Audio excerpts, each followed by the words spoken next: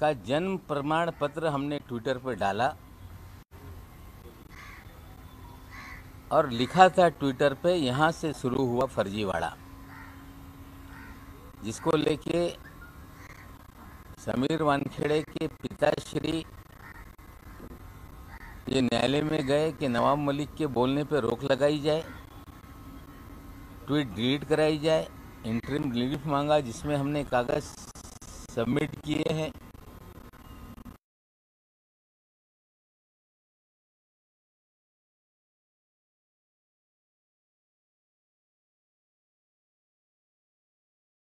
कागजात महानगर पालिका और स्कूलों से निकाले, जिसको हमने आप लोगों को शेयर किया है। लेकिन मजे की बात यह है कि फर्जीवाड़ा शुरू किया गया तो और ही फर्जीवाड़े से शुरू हुआ। नाम बदलने का 27 अप्रैल 1993 में एक एफिडेविट महानगर पालिका के समक्ष रखा गया।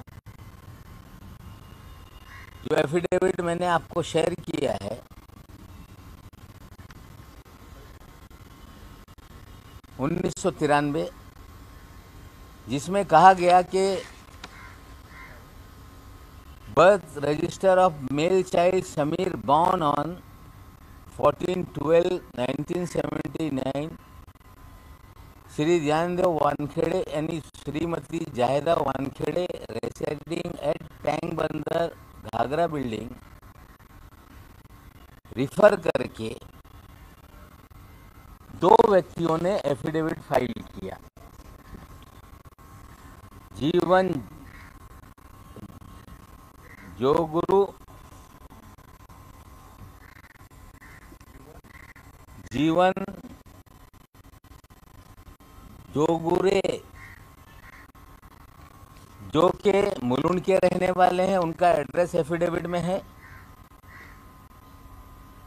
और दूसरे व्यक्ति का नाम है अरुण एन चंदारी, जो कल्याण के रहने वाले हैं। अरुण एन चौधरी, इन दो लोगों ने एफिडेविट किया महानगर पालिका में कि नाम जो है दाऊद वानखेड़े, ये दाऊद वानखेड़े नहीं ज्ञानदेव वानखेड़े है, जिसके आधार पे जो कि नहीं किया जा सकता था, हो सकता है उस समय के अधिकारी को मैनेज किया गया हो और बर्थ सर्टिफिकेट में एक दायरा बना के एक स्टार मार्क किया गया और साइड में ज्ञानदेव लिख दिया गया। फिर सर्टिफिकेट नया जनरेट हुआ। नए सर्टिफिकेट के आधार पे जो सेंट पॉल में उन्होंने स्कूल में एडमिशन लिया था, उसका भी हमने आपको रिकॉर्ड दिया है। स्कूल में भी समीर दाऊद वानखेड़े के नाम से, मुसलमान के नाम से एडमिशन हुआ, उसका लिविंग सर्टिफिकेट इशू हुआ। सेंट जोसेफ में एडमिशन लेते समय भी यही नाम था और उसके बाद नाम बदल के जो सेंट जोसेफ का लिविंग सर्टिफिकेट था उस पे वानखेड़े समीर ज्ञानदेव हो गया। ये फर्जीवाड़ा रचा गया और फर्जीवाड़े के जरिए महानगर पालिका के रिकॉर्ड बदले गए, स्कूल के रिकॉर्ड बदले गए। 1995 में मुंबई कलेक्टर के पास अर्जी दाखिल की गई, बाप का जाति का दाखला दिखाया गया और बर्थ सर्टिफिकेट जो टेम्पर्ड किया गया था वो सर्टिफिकेट निकाला गया। स्कूल का लिविंग सर्टिफिकेट पुराना जो था वो ना दिखा के सेंट जोसेफ का डाला गया और शेड्यूल कास्ट का सर्टिफिकेट उन्होंने ले लिया। शेड्यूल कास्ट के सर्टिफिकेट के साथ कॉलेज में शेड्यूल कास्ट के एडमिशन का लाभ लिया, सीनियर कॉलेज में शेड्यूल कास्ट के एडमिशन का लाभ लिया, बहन ने भी वही लाभ ले लिया और उसके बाद कॉम्पिटिटिव एग्जाम में भी शेड्यूल कास्ट के अंतर्गत सारे लाभ लिए और शेड्यूल कास्ट बन के IRS की नौकरी ली है। ये सारा फर्जीवाड़ा है। जो कंप्लेंट हुई है स्क्रूटनी कमेटी के सामने, जांच पड़तालनी समिति के सामने सारा मामला वहां रखा जाएगा। कंप्लेंट की है 2 संगठनों ने, कुछ प्राइवेट लोगों ने कंप्लेंट की है। हमें लगता है कि जब पूरी सुनवाई होगी, इनका दाखिला जो इन्होंने सारे फर्जी दस्तावेज बना के रखे, उसके आधार पे सर्टिफिकेट रद्द होगा और निश्चित रूप से इनकी नौकरी जाएगी। दूसरा एक फर्जीवाड़ा, इनके पिताजी एक्साइज डिपार्टमेंट में थे और फर्जीवाड़ा के वो माहिर थे। उन्होंने एक, मैंने आपको कागज शेयर किया है जो मुझे एक्साइज डिपार्टमेंट ने पूरा कागज दिया है। उस कागज में आप देखेंगे तो 97-98 का जो थाना डिस्ट्रिक्ट का रजिस्टर है, जिसका लाइसेंस नंबर है 875/875/97-98, एक होटल सदगुरु वाशी,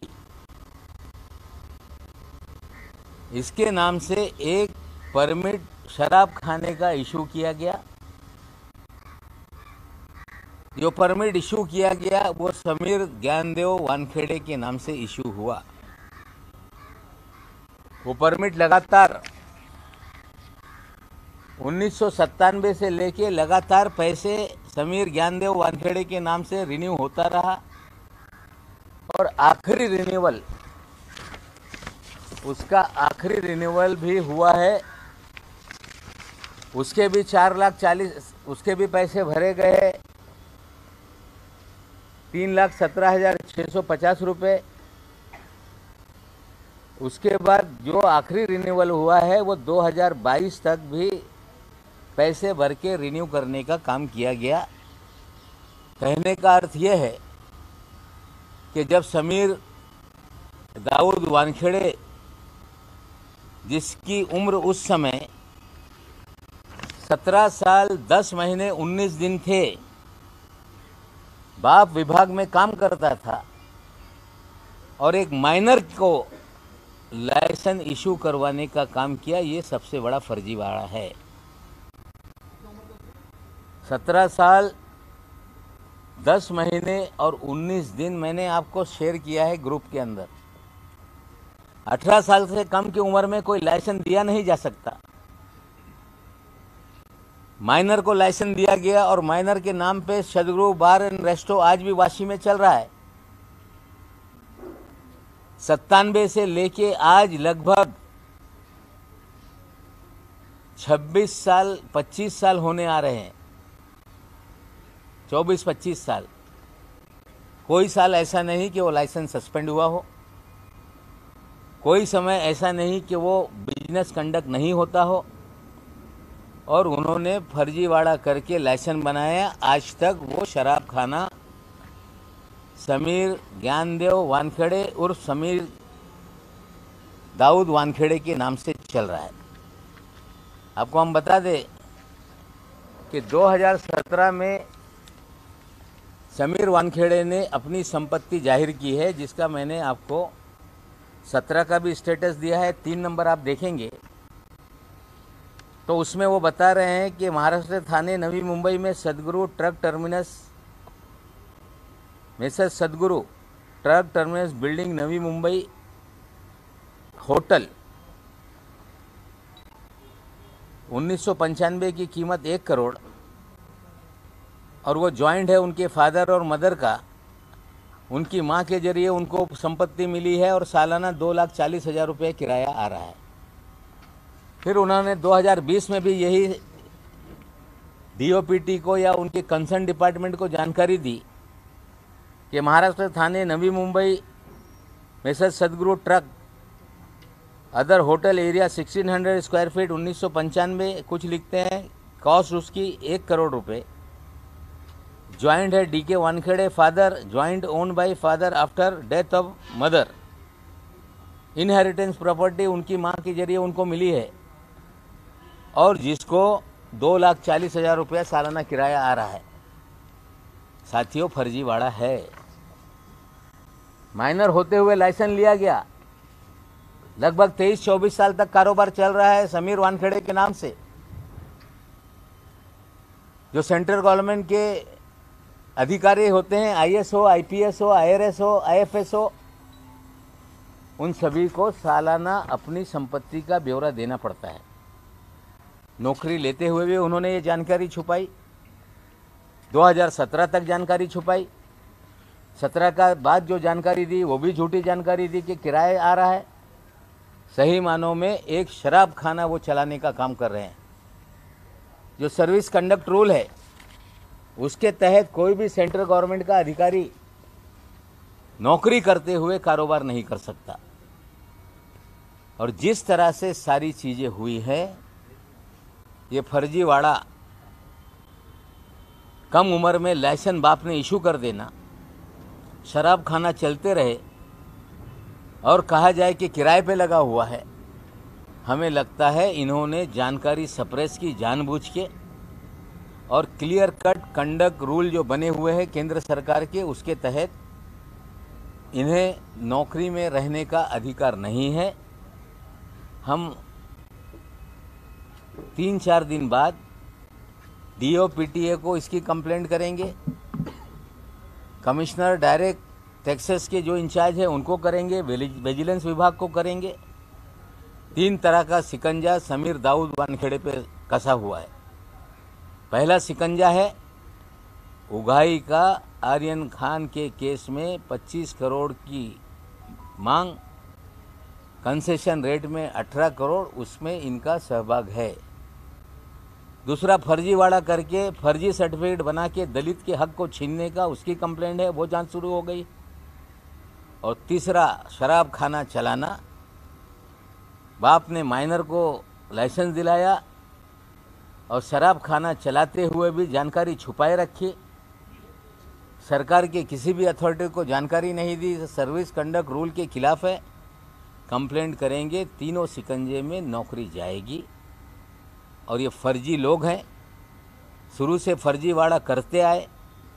नाम बदलने में फर्जीवाड़ा, लाइसेंस लेने में फर्जीवाड़ा, नौकरी लेने में फर्जीवाड़ा, जात सर्टिफिकेट बनाने में फर्जीवाड़ा, सारे फर्जीवाड़े सामने आए हैं। जो हमने पहले कहा था कि नौकरी भी जाएगी, जेल भी जाएंगे, हम अपने बयान पे कायम हैं। परसू करेंगे सारे विषय को, और निश्चित रूप से इनकी नौकरी और उसके बाद उन्हें शिक्षा होगी। वो जो रूल आपने बताया ना, रूल जो आपने बताया कि सेंट्रल गवर्नमेंट का एम्प्लॉई ये बिजनेस नहीं कर सकता। Central civil service conduct rule 1964, उसका लिंक मैं आपको दे देता हूं, आप खोल के पढ़ लेंगे। कोई भी इस तरह का अधिकारी शराब खाना या और कोई बिजनेस कर नहीं सकता। ये पूरी तरह से कंडक्ट सर्विस रूल के खिलाफ है। हम विजिलेंस को भी कंप्लेंट करेंगे, DOPTA को कंप्लेंट करेंगे, और जो भी कंसर्न इनके डिपार्टमेंट है उसे कंप्लेंट करेंगे। और उम्मीद करते हैं केंद्र सरकार से भी कि अब इतनी चीज़ें सामने आ गई, अब तो बचाने का काम बंद करो। अगर इस तरह से फर्जीवाड़े के समर्थन में सरकारें खड़ी रहेंगी तो सरकारों की भी शाख दांव पे लग जाती है। पूरा डिपार्टमेंट बदनाम हो रहा है। और हमें लगता है कि अब भी अगर उन्हें बचाते हैं तो स्पष्ट है कि BJP और केंद्र की सरकार उनको बचा रही है। एक मैं और कल जो मैंने बयान दिया था उसमें दुरुस्ती करना चाहता हूँ। वो IPS अधिकारी नहीं है, मापोसे का अधिकारी है, ACP है। हमने कल IPS कहा था, वो मापोसे का असिस्टेंट कमिश्नर ऑफ पुलिस है, IPS अधिकारी नहीं। ये हम अपनी गलती सुधारते हैं। सर, आपने कहा कि उस बार से मिलने वाला जो एनुअल इनकम है वो 2,40,000 दिखाया गया। किराया दिखाया उन्होंने, कारोबार करते समय फैक्ट को छुपा। ये सिर्फ जगह का किराया है या बार लाइसेंस जो भाड़े से आमतौर पर मुंबई में प्रैक्टिस है कि किसी को चलाने को बार चला दिए जाते हैं, उसका इनकम या ऐसा है कि किसी भी कानून में हमारी अपनी भी जगह होटलों को हमने किराए पे दे रखी है। लेकिन उसके सारे लाइसेंस जो ऑपरेटर है उसके नाम से निकलते हैं। कारोबार के लिए आप जगह दे सकते हैं, आप लाइसेंस आपके नाम पे हो, कारोबार आप करें, बोले हमने किराए पे दिया है, हमें लगता है फैक्ट सप्रेस हो रहा है। अभी कंडक्ट जो बिजनेस रूल है, सर्विस रूल है, उसका वायलेशन हुआ है, कंप्लेंट करेंगे। ऐसे नहीं कि मैंने कंप्लेंट कर दिया, सच्चाई सामने ला दी और किसी पे कार्रवाई हो जाएगी। ड्यू प्रोसेस है, कंप्लेंट होगी, सारी तथ्य हम रख रहे हैं, जांच होगी। हमें आशा है कि सरकार उसे बचाएगी नहीं।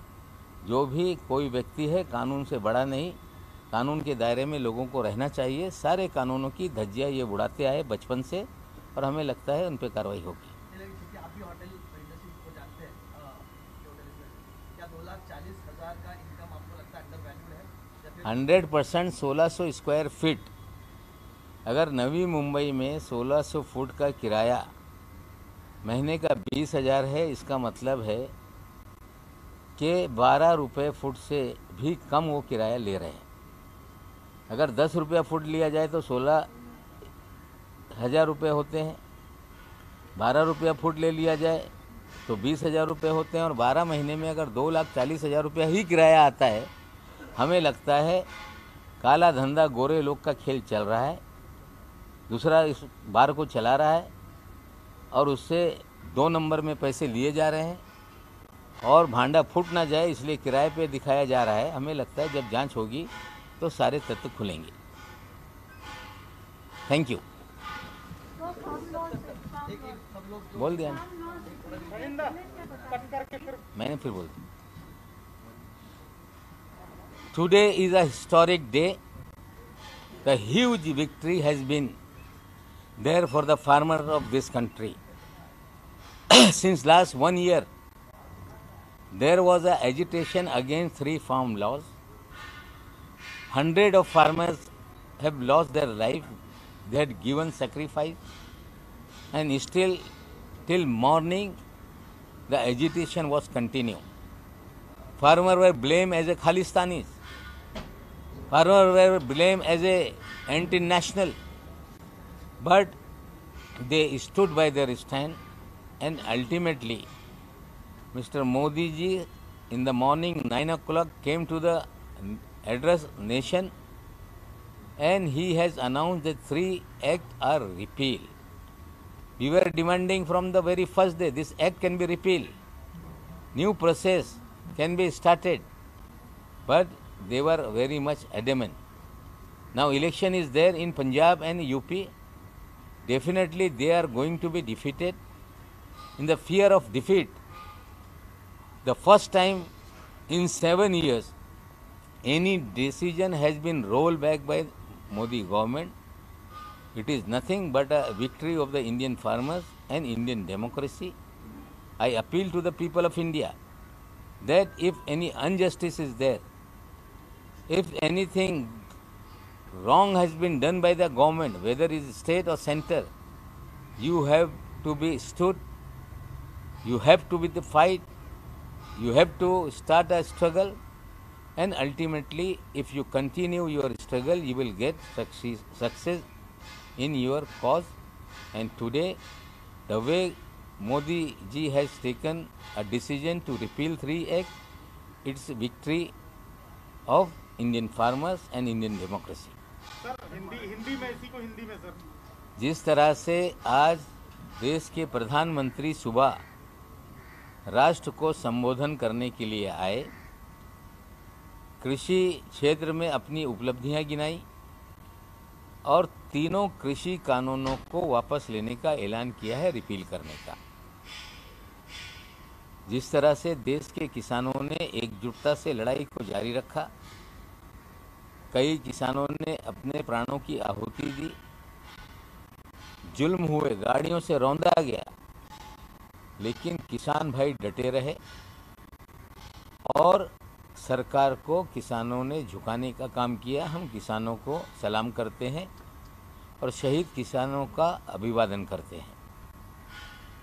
जिस तरह से किसानों को जलील किया गया, खालिस्तानी कहा गया, आतंकवादी कहा गया, एंटी नेशनल कहा गया, लेकिन किसान भाई डटे रहे और एक उदाहरण तय कर दिया इस देश के अंदर कि कोई कितना भी बड़ा तानाशाह हो, मनमानी कारोबार चलाता हो, अगर देश के लोग एकजुट होकर खड़े हो गए तो सरकार को झुकना पड़ता है।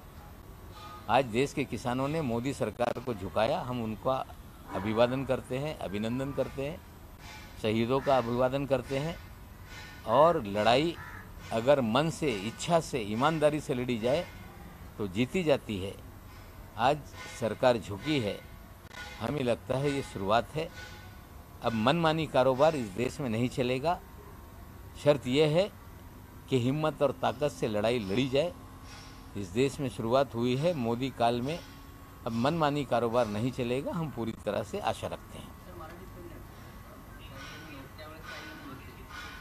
आज राष्ट्राला संबोधित करत असताना कृषी क्षेत्रामध्ये स्वतःच्या कामगिरीचा उल्लेख करत असताना शेवटी घोषणा करण्यात आली की तिन्ही कृषी कायदे हे रद्द होत आहे। हा या देशातले शेतकऱ्यांचा एक मोठा विजय आहे। देशाच्या इतिहासाच्या पानावर हे ऐतिहासिक निर्णय आज झालेला आहे, जिथे वर्षभरातून जे लढा शेतकरी देत होते 3 कायद्याच्या विरोधात, काही शेतकऱ्यांनी आपल्या प्राणाची आहुती दिली। शेवटी शेतकऱ्यांवर आरोप झाले की हे खालिस्तानी लोकांचं आंदोलन आहे, राष्ट्रविरोधी लोकांचं आंदोलन आहे, त्यांच्यावर अन्याय अत्याचार झाला, त्यांची चिरडून हत्या करण्यात आली, शेकडो शेतकऱ्यांनी आपल्या प्राणाची आहुती दिली। शेवटी मोदी सरकारला झुकवण्याचं काम या देशाच्या शेतकऱ्यांनी केलेलं आहे। पहिल्यांदा 7 वर्षामध्ये आम्ही करू तोच कायदा या भूमिकेतून मोदी सरकारने एक पाऊल मागे घेतलेलं आहे। म्हणजे विधानसभेच्या पंजाबची निवडणुका असतील, उत्तर प्रदेशची असतील, कुठेतरी ते हारणार हे त्यांना विश्वास बसलेला आहे। त्यामुळे इतके दिवस नंतर हा कायदा रद्द करण्यात आलेला आहे। हा विजय शेतकऱ्यांच्या, देशाच्या लोकशाही व्यवस्थेचा विजय आहे। आणि मी इतकंच बोलू इच्छितो की ताकदीने, इमानदारीने कुठलाही लढा निर्माण केला तर त्याच्यात यश मिळते। आजचा हा लढा जे वर्षभर शेतकऱ्यांनी चालवला त्याचा यश आहे। आता ही सुरुवात झालेली आहे। आता या देशामध्ये मनमानी कारोबार चालणार नाही। जनतेने उभे राहिले पाहिजे।